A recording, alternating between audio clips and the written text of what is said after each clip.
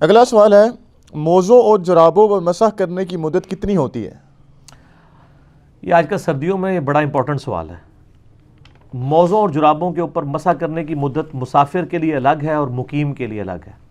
جو مقیم ہے نا، جو یعنی رہائشی ہے کسی علاقے کا، تو اس کو صحیح مسلم کے اندر حدیث ہے، اوپر تلے 4 حدیث ہیں، 639 640 41 42۔ سیدہ عائشہ کے پاس ایک تابعی آتا ہے اور کہتا ہے کہ بتائیں کہ نبی علیہ السلام نے موزوں کے اوپر مسح کی مدت کیا مقرر کی تھی؟ یہ چمڑے کے جو موزے ہوتے ہیں، اسے خفین کہتے ہیں عربی میں، اور جو جرابیں والے جو موزے ہیں ان کو ہم جرابین کہتے ہیں عربی میں۔ یہ دونوں سنت ہے، جیسے پگڑی الگ سے سنت ہے، ٹوپی الگ سے سنت ہے۔ تو سیدہ عائشہ نے کہا کہ تم علی ابن ابی طالب کے پاس جاؤ، ان کا وقت نبی علیہ السلام کے ساتھ زیادہ گزرتا تھا سفر و حضر میں، وہ تمہیں مدت بتائیں گے۔ اچھا، اس حدیث سے یہ بات پتہ چلی کہ سیدہ عائشہ جو سینکڑوں صحابہ کی استاد ہیں، ان کو بھی کسی مسئلے کے اندر ایشو ہوتا تھا تو مولا علی سے پوچھتی تھی۔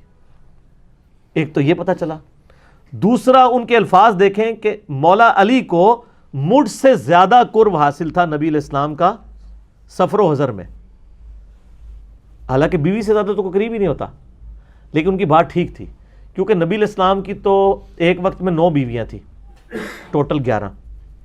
آپ ساری بیویوں کو سفر میں نہیں لے کے جاتے تھے، قرعہ اندازی کرتے تھے، کبھی کسی بیوی کا نام نکل آتا تھا، کبھی کسی کا، جیسا کہ وہ سیدہ عائشہ پہ جو افک والا مسئلہ ہوا تھا، جو تہمت لگی تھی برائی کی، اس میں سیدہ عائشہ ساتھ تھی۔ صلح حدیبیہ کے موقع پہ ام سلمہ ساتھ تھی۔ ہر موقع پہ ڈیفرنٹ بیوی کے نام قرآن نکلتا تھا، لیکن سیدنا علی تو ہر سفر میں حضور کے ساتھ ہوتے تھے، سوائے ایک سفر کے جو تبوک کا سفر تھا۔ بخاری مسلم میں آتا ہے تو رو پڑے، آپ فرمایا تو اس پہ خوش نہیں ہے کہ تیری میرے ساتھ وہی نسبت ہے جو ہارون کی موسیٰ کے ساتھ، مگر میرے بعد کوئی نبی نہیں۔ یعنی موسیٰ علیہ السلام اپنا سکسیسر چھوڑ کے گئے تھے اس وقت کے لیے سیدنا ہارون علیہ السلام کو، تو میں اپنی امت پہ، عورتوں اور بچوں پہ تمہیں چھوڑ کے جا رہا ہوں۔ تو سیدنا علی سے جب پوچھا اس تابعی نے، تو انہوں نے فرمایا کہ نبی علیہ السلام نے مسافر کے لیے 3 دن اور 3 رات یعنی 72 گھنٹے، اور مقیم کے لیے 1 دن اور 1 رات یعنی 24 گھنٹے تک ایک دفعہ وضو کر کے آپ یعنی موزے پہن لیں تو مسح کی اجازت مرحمت فرما دی ہے۔ یعنی آپ نے فجر کا وضو کیا، اس میں تو آپ نے وضو میں پاؤں دھوئے ہیں نا، تو یہ تو نکل گیا بیچ میں سے، جرابیں یا موزے پہن لیے، اب آپ زور میں بھی مسح کر سکتے ہیں، عصر میں بھی، مغرب میں بھی، شام میں بھی، اور اگلے دن کی فجر میں بھی کر سکتے ہیں، کیونکہ یہ والی فجر تو دھو کے آپ نے پڑھی تھی نا۔ پریکٹیکلی تو 24 گھنٹے کیسے پورے ہوں گے؟ یعنی وہ 5 نمازوں تک ہے کہ زور، عصر، مغرب، عشاء اور اگلی فجر۔ ہاں، فجر کے بعد آپ پھر موزے اتار کے آپ کو، اگر آپ مقیم ہیں، اگر آپ مسافر ہیں، پھر 3 دن 3 رات تک اگر آپ نے اس دوران وضو کرنے کے بعد موزے یا جرابیں نہیں اتاری تو آپ نماز کے لیے مسح کر سکتے ہیں، اور اس کا بڑا آسان طریقہ ابو داؤد میں ہے۔ یہ ہر لوگ اپنے انداز سے بھی مسح کر رہے ہوتے ہیں۔ مسح کا طریقہ یہ ہے کہ جیسے آپ سر کے مسح کے لیے پانی دیتے ہیں نا، تو دائیں ہاتھ میں آپ جرابوں یا موزوں کے مسح کے لیے پانی لیں گے، بائیں ہاتھ پہ اسے گرائیں گے، اور ہاتھ کو یوں کریں گے کہ یہ قطرے سارے ٹپک جائیں، صرف تری رہ جائے۔ سر پہ بھی صرف تری ملنی ہوتی ہے، سر دھونا نہیں ہوتا۔ جب تری رہ جائے نا، تو دایاں جو پاؤں ہیں اس کے اوپر والے حصے کا دائیں ہاتھ سے مسح یوں کرنا ہے، پیرلل میں دونوں، اور بائیں سے بائیں کا۔ بعض اس کے لیے لادہ گیلا کر کے دونوں ہاتھ پہلے ادھر پھیرتے ہیں، پھر ادھر پھیرتے ہیں، نیچے سے بھی اوپر سے بھی۔ وہ تو سیدنا علی کا قول ہے نا ابو داؤد میں کہ اگر دین صرف عقل کی بنیاد پہ ہوتا تو پاؤں کے تلوے کا مسح کیا جاتا، لیکن شریعت حکم کے اوپر چلتی ہے، اس لیے حکم ہمیں یہ ہے کہ اوپر والے حصے کا آپ نے مسح کرنا ہے، دائیں سے دائیں کا، بائیں سے بائیں کا۔ تو یہ سنت ہے، اور یہ تو خفین کی حدیثیں ہیں تو بخاری مسلم میں موجود ہیں۔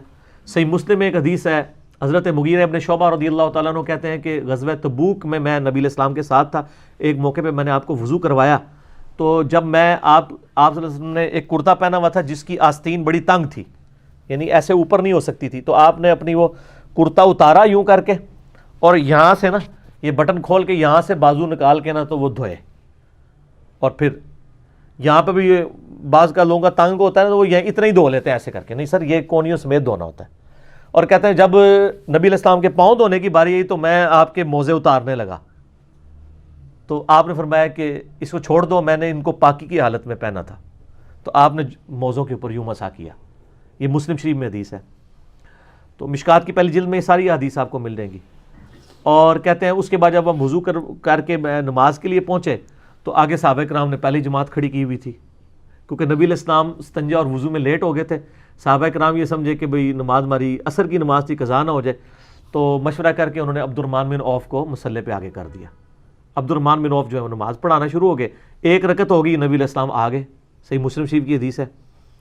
تو نبی صلی اللہ علیہ وآلہ وسلم کی آمد کی جب صحابہ کو اندازہ ہوا تو انہوں نے نا تصفیق کرنا شروع کر دی, یوں ایسے, یعنی اشارہ کرنا شروع کر دیا تالی کی آواز سے پتہ چل جائے. حالانکہ بخاری مسلم میں حدیث ہے کہ یہ تصفیق عورتیں کریں گی کیونکہ عورت کی آواز کا پردہ ہے, مردوں نے سبحان اللہ کہہ کے امام کو غلطی پر اطلاع دینی ہے. تو عبد الرحمن بن عوف نے مصلی چھوڑ دیا نا, نبی علیہ السلام نے فرمایا کہ اپنے مصلی پہ ہی رہو, اشارہ کیا, وہ نماز پڑھاتے رہے. اس طرح کا واقعہ بخاری مسلم میں حضرت ابوبکر کے لیے آتا ہے, تو ان کو بھی نبی علیہ السلام نے کہا مصلی پہ رہو, لیکن وہ نہیں رہے تھے, وہ پیچھے آ گئے. نبی علیہ السلام پھر مصلی پہ گئے, نماز پڑھائی. بعد میں آپ نے فرمایا تمہیں حکم دیا تھا, تو انہوں نے کہا ابو قحافہ کے بیٹے کی کیا مجال کہ رسول اللہ تشریف لے آئے اور وہ مصلی پہ کھڑا رہے. پھر ابو بکر تو ابو بکر ہے نا جی, ابو بکر کی جگہ کون لے سکتا ہے. عبد الرحمن بن عوف کو جب نبی علیہ السلام نے اشارہ کیا تو انہوں نے بھی صحیح کام کیا, انہوں نے نبی علیہ السلام کا حکم مان لیا, تو وہ نماز پڑھاتے رہے. نبی علیہ السلام کی ایک رکعت رہ گئی تھی, تو حضرت مغیرہ ابن شعبہ کہتے ہیں جب عبد الرحمن بن عوف نے سلام پھیرا تو میں نے اور نبی علیہ السلام نے کھڑے ہو کے اپنی ایک رکعت کو پورا کیا. یہ پوری, اسی پہ میرا ایک کلپ بھی ہے کہ نبی علیہ السلام نے کس صحابی کے پیچھے نماز پڑھی. دنیا میں ایک ہی شخص ہے جس کے پیچھے نبی علیہ السلام نے نماز پڑھی ہے, بلکہ دنیا نہیں سر, اس کائنات میں ایک ہی شخص ایسا ہے جس کے پیچھے کسی نبی نے نماز پڑھی ہو, اور وہ عبد الرحمن بن عوف ہے رضی اللہ تعالیٰ عنہ. حضرت ابوبکر نے تو مصلی چھوڑ دیا تھا, اس لیے ان کے پیچھے نماز نہیں پڑھی, آپ نے خود آ کے مصلی سنبھال لیا. تو یہ ایک ایسا اعزاز ہے جو کسی صحابی کو حاصل نہیں ہے, تو اس میں بھی موجود ہے. پھر جامعہ ترمذی کے اندر آپ کو ایک پورا چیپٹر ملے گا جورابین پہ مسا. اب یہ کیا کرتے ہیں, کہتے ہیں موزے چمڑے کے ہونے چاہیے, چمڑے کے ہونے چاہیے, وہ چمڑے والی حدیثیں لادا ہے, جرابوں والی لادا ہے. یہ جورب تو لفظ ہی عربی کا ہے, آپ جا کے عربی ڈکشنری میں لکھے جورب کہتے ہیں کپڑے یا اون کا ایسی چیز جو پاؤں پہ پہنی جاتی ہے, چمڑے کی ہونی ضروری نہیں ہے. البتہ امام ترمذی نے لکھا ہے کہ وہ جراب موٹی ہونی چاہیے جس سے جسم باہر نہیں ڈھلکے. ہماری جتنی جرابیں یہ موٹی ہوتی ہیں, وہ باریک جراب تو ہم کوئی پہنتے ہیں, وہ عورتیں گرمیوں میں شاید کوئی پہنتی ہیں جس میں جسم نظر آتا ہے, کیونکہ اصل مقصد تو یہ ہے نا کہ جسم ڈھانپا جائے. جو مسلم شریف میں حدیث ہے قرب قیامت میں عورتیں ایسا لباس پہنیں گی کہ جسم ننگی نظر آئیں گی. تو جسم ڈھانپنا ہوتا ہے نا مقصد, پاؤں کی سردی ڈھانپنے کا مقصد ہے نا کہ آپ موٹی جرابی پہنے. تو ہماری یہ جرابیں جتنی ہوتی ہیں نا چائنا کی یا پاکستانی, یہ موٹی ہیں, اور ان کے اوپر اگر آپ تری والا ہاتھ رکھیں نا تو پاؤں گیلے نہیں ہوتے. ٹھنڈک ضرور محسوس ہوتی ہے لیکن گیلے نہیں ہوتے ہیں, ٹھیک ہے. اور تری آپ نے وہ بھگو کے نہیں کرنی, میں نے بتایا وہ پوری صرف گیلا ہاتھ رکھنا ہے. اس کی حدیثیں ترمذی میں لادا سے ہیں, اور امام ترمذی نے اس حدیث کو حسن صحیح بھی کہا ہے. اگرچہ ہمارے نزدیک وہ روایت کمزور ہے سفیان ثوری کی تدریس کی وجہ سے, لیکن امام ترمذی اس حدیث کو صحیح سمجھتے ہیں. البتہ ہمارے پاس مصنف ابن ابی شیبہ میں 5 صحابہ سے موجود ہے کہ جرابوں پر مسح پہ اجماع ہے صحابہ کا. اور آپ کو مزے کی بات بتاؤں, یہ حدیث ابو داؤد میں بھی آتی ہے. جو دیوبندیوں کی ابو داؤد ہے نا, اس میں انہوں نے نا لکھ دیا ہے کہ ہم بھی جرابوں پہ مسح کے قائل ہیں, لیکن پبلک کو کہانی وہی کرائی ہوئی ہے کہ بغلوں میں بت رکھ کے آتے تھے, رفع الیدین ہوتا تھا. پبلک کو جرابوں والے کو دیکھ لیں تو کوئی جاہل بندہ بھی ہو کہتا ہے اے نہ تے ہوتے نہیں ہوتا جی مسا, تو اس کو پوچھو بھی کدھر لکھا ہے, تو پتہ نہیں, انہوں نے بھی بزرگوں کو نہیں سنا ہے. بزرگ فرماتے ہیں تو بزرگ فرما کے لکھ کے ٹوڑ گئے جے. اور امام ترمذی نے کمال کیا جی. امام ترمذی رحمہ اللہ نے اس کے ساتھ ایک واقعہ لکھا ہے کہ امام ابو حنیفہ رحمہ اللہ جس مرض میں فوت ہوئے, جامعہ ترمذی میں جرابوں والی, امام ترمذی کو پتا تھا کہ جرابوں اور چمڑے کے موزوں کا جو فتنہ ہے وہ امام حنیفہ رحمہ اللہ کی وجہ سے کھڑا ہوا ہے. فتنہ سے مراد عربی والا فتنہ, پنجابی والا نہیں, آزمائش کہ امت میں 2 رائے. تو امام ترمذی نے واقعہ لکھا ہے باقاعدہ کہ امام حنیفہ جس مرض میں فوت ہوئے, مرنے سے 1 ہفتہ پہلے انہوں نے اپنے پاؤں پہ جرابیں چڑھائیں یہی والی, اور پھر ان پہ مسح کیا, اور فرمایا کہ میں نے آج وہ کام کیا جو آج سے پہلے کبھی نہیں کیا. یعنی میں قائل ہوتا ہوں اس بات کا کہ چمڑے کے موزوں کے علاوہ ان جرابوں پہ, ان تک حدیثیں بعد میں پہنچی ہوں گی, لیکن جو پچھلے ہیں نا ان تک آج تک بھی ان تک پہنچ کے وہ توبہ بھی کر چکے. یہ کہتے ہیں نہیں حضرت تھوڑا ریویو کرو, ہو سکتا ہے تسی پہلے ٹھیک ہی کیا ہوئے, کیونکہ تسی جو فرما دیتا ہو تو چینج ہو ہی نہیں سکتا, نعوذ باللہ. یہ پروٹوکول تو نبی علیہ السلام کا ہے, ما ضل صاحبکم وما غوا, تمہارے نبی نہ کبھی بہکے ہیں نہ کبھی بہرا چلے ہیں. مصیبت کھڑی کی ہوتی ہے وہ بیچارے وہ چمڑے کے موزے. اب جو لوگ آفیسز میں کام کرتے ہیں وہ بیچارے کہتے ہیں کہ کیا کریں جناب, ہم ایک نمبر بڑا بوٹ لیں. چمڑے کا موزہ پہننے کے لیے تو آپ کو ایک نمبر بڑا بوٹ لینا چاہیے. ٹھیک ہے جی, بڑی مصیبت انہوں نے لوگوں کے لیے. میرے بھی پاؤں مطلب سردیوں میں خراب ہو جاتے تھے. مجھے تو اللہ کا شکر ہے میں نے تو کلپ بھی آپ یوٹیوب پہ میرا کلپ دیکھیں, جرابوں پر مسح اور امام حنیفہ کا رجوع. اس میں میں نے باقاعدہ وہ جے پی جیز میں وہ HD کیمرے میں وہ حدیثیں دکھائی ہیں. تو کہ بھی امام حنیفہ رجوع کر کے فوت ہو چکے, تسی ہن زندہ ہو, اللہ دے بندے ہو, تواڈے بزرگ جن کے اوپر آپ کا تکیہ تھا وہ توبہ کر کے فوت ہو چکے ہیں, آپ تو رجوع کرو. لوگوں کو مصیبت میں ڈالا ہوا ہے. اب آفیسز میں لوگ جاب کرتے ہیں تو وہ کہتے ہیں اب چمڑے کے موزے لیں تو ایک نمبر بڑا بوٹ لیں گے, پھر گرمیوں میں کیا کریں گے, گرمیوں کے علیحدہ بوٹ لیں گے. مصیبت ڈالی ہوئی انہوں نے قوم کو. تو یہ جرابیں لیں جناب, بے فکر ہو کے جرابوں پہ مسح کریں. ٹھیک ہے, اور یہ بہت بڑی سہولت ہے. فجر پڑھ کے پہن لیں, آپ اگلی فجر تک کر سکتے ہیں. لیکن یہ یاد رکھیے گا, وضو کرنے کے بعد وضو ٹوٹنے سے پہلے پہلے جراب یا آپ نے موزہ پہننا ہوگا. ٹھیک ہو گیا. اور جب آپ نے جراب اور موزہ پہن لیا, اب آپ کا وضو ٹوٹ گیا. اب آپ اگلے وضو میں پاؤں نہیں دھوئیں گے بلکہ مسح کریں گے جس طریقے سے میں نے بتایا. لیکن اس دوران جراب یا موزہ اتار نہیں سکتے. ایک بندہ جراب چڑھا لے, اس کے بعد جرابیں اتار دے, جیسے ہی جراب اتاریں گے نا پھر زیرو ہو جائے گا کام. نا پھر نہیں آگے چل سکتا کام, کیونکہ جراب اتارتا ہی نا وہ وضو, اور آپ کا وہ والا وضو گیا جو جراب کے اوپر قائم تھا. اگر آپ نے مسح کیا ہوا ہے نا اس پہ, تو جراب اتارتا ہی وہ والا وضو ختم. اب آپ دوبارہ دھوئیں گے. اچھا آپ کو بتاؤں, حنفیوں نے ایک اور مسئلہ نکالا ہوا ہے.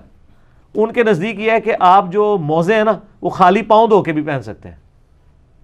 پتہ ہے آپ کو سر اسی تے پیتوں آنا, یہ فقہ حنفی کا بنیادی مسئلہ ہے کہ آپ صرف پاؤں دھوئیں, جرابیں پہن لیں, پورا وضو کرنے کی ضرورت نہیں ہے. اور جب وضو آئے تو آپ مسح کر لیں. یہ انہوں نے غلط کرالری کیوں نکالی؟ ان کے نزدیک جو اعضائے وضو کی ترتیب ہے نا, نہ یہ ضروری ہے اور نہ ان کا متواتر ہونا ضروری ہے. وہ کہتے ہیں آپ اگر آدھا گھنٹہ پہلے وضو میں چہرہ دھوئیں, آدھے گھنٹے بعد جا کے کونیاں دھوئیں, اس سے آدھے گھنٹے بعد جا کے مسح کریں, اور 2 گھنٹے بعد پاؤں دھوئیں, اس دوران آپ کا وضو نہ ٹوٹے تو آپ کا وضو ٹھیک ہے. اور ترتیب میں ویسے تو یہ شیعہ کو کہتے ہیں نا, وہ بھی جھوٹ بولا ویسے شیعہ پہلے پاؤں دھوتے ہیں. شیعہ پاؤں پہلے نہیں دھوتے ہیں, وہ ویسے مٹی صاف کر رہے ہوتے ہیں, وہ بھی چہرے سے ہی وضو شروع کرتے ہیں, پاؤں پہ اینڈ پہ مسح کرتے ہیں. وہ تو میں نے بتایا مصنف ابن ابی شیبہ میں اکرمہ جو تھے ابن عباس کے شاگرد, وہ بھی پاؤں پہ مسح کے قائل تھے. تسی جراباں دے مسح دی گل کر رہے ہو, اسی بغیر جراباں دے بھی مسح دے قائل ہاں. ٹھیک ہے نا جی, تسی جراباں دے موزے نوں پہ روندے ہو. تو وہ اس میں ان کے نزدیک یہ ہے کہ اگر کوئی پاؤں وضو میں پہلے دھو لے, چہرہ بعد میں دھو لے, مسح, یہ سر فقہ حنفی مجھ سے زیادہ نہیں کوئی جانتا, میں تو یہ ساری چیزیں پڑھاتا رہا ہوں. ٹھیک ہے نا, اللہ تعالیٰ مجھے معاف کرے. آمین تے کہہ دو یار, ہس دے ہو تسی, منوں نہیں معافی دی ضرورت. ٹھیک ہے, اگرچہ میں معافی ایک شعر کے انداز میں مانگتا رہتا ہوں کہ نہ میں وہابی نہ میں بھابی, میں ہوں مسلم علمی کتابی. اس میں میرے ایک رجوع بھی ہوتا ہے. لوگ تو اپنی غلطی کے اوپر رجوع کرتے ہوئے ڈرتے ہیں, ہم تو خوشی محسوس کرتے ہیں کہ شکر اللہ نے ہدایت دے دی ہے. تو ان میں یہ موجود ہے کہ آپ, لیکن حدیث میں یہ ہے کہ آپ نے وضو کر کے پہننا ہے. ٹھیک ہے, اور دوسری طرف بخاری مسلم میں حدیث موجود ہے کہ نبی علیہ السلام موزوں پر اور پگڑی پر مسح کرتے تھے. ہم ادھر حنفیوں سے پوچھتے ہیں یہ پگڑی آپ نے چمڑے کی پہنی ہوتی تھی یا کپڑے کی؟